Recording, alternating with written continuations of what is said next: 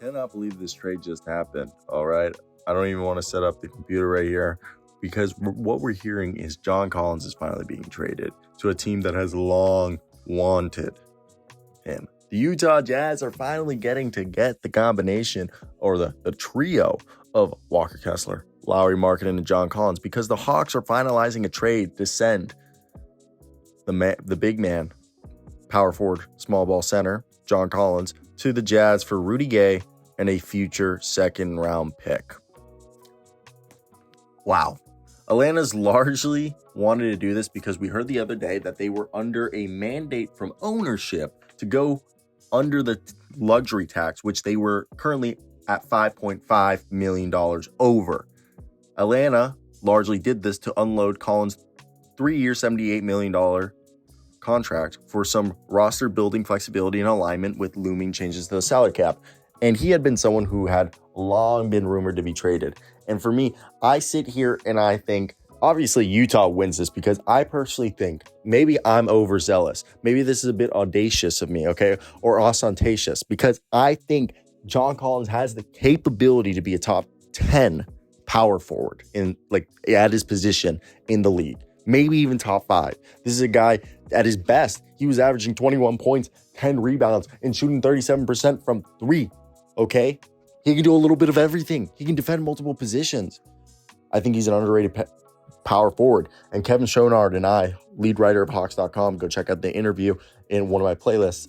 He and I talked about how much we love John Collins, but it seems like his contract had his value under, and everybody knew they were trying to offload him, so they just lowballed the Hawks. And this is another move that, at this point, Tony Ressler, Atlanta Hawks owner, I love Atlanta basketball. I'm not even a Hawks fan, okay? I just have fallen in love with the community, with the diehardness of this fan base, and they deserve a better owner. An owner, I understand that there's no point to go into the luxury tax for this team, but the way of mismanagement, because this is another example of how Kevin Huerter last year, they just got rid of him because they had to get under.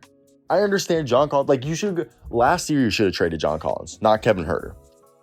Okay? And this year, you should have traded Clint Capella because Onyeka Okongwu needed to start. But John Collins at this point had to be traded because you didn't trade him any time before. And everybody knew you were trying to trade him.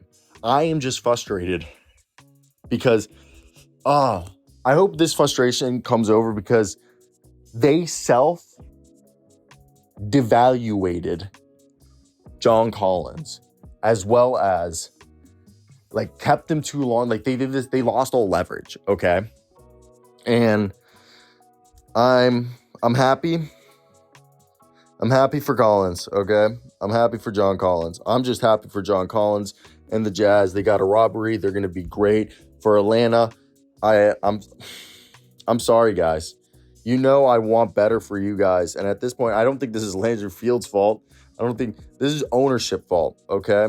And my boy Aaron Barton, Big Jam, what is it? Big Jam with the O. I got a bunch of subscribers who love Atlanta basketball. You guys don't deserve this. I say that from the bottom of my heart, guys. You guys don't deserve this, to say the least.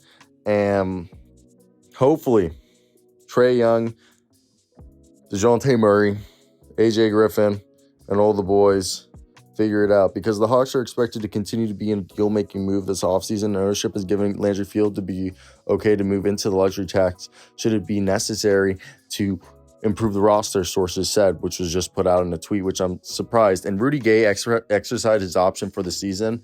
That way they can, that way they were able to clear the trade that can't be formalized until July 6th. So, wow. It brings up so much. And John Collins is 25 years old. And a deal that basically Rudy Gay and a second-round pick. Now, they are basically this creates a 25.3 trade exception, the largest in the NBA. So they can actually do a huge move, which is awesome. The Hawks can actually listen to this. So by doing this, the trade creates a $25.3 million trade exception, largest in the NBA.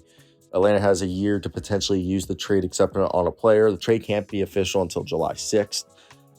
And the Hawks discussed numerous things, but with the reality of the new CBA, they had to make this move by, moving Collins and getting Gay 6.5 instead of like that $20+ million contract.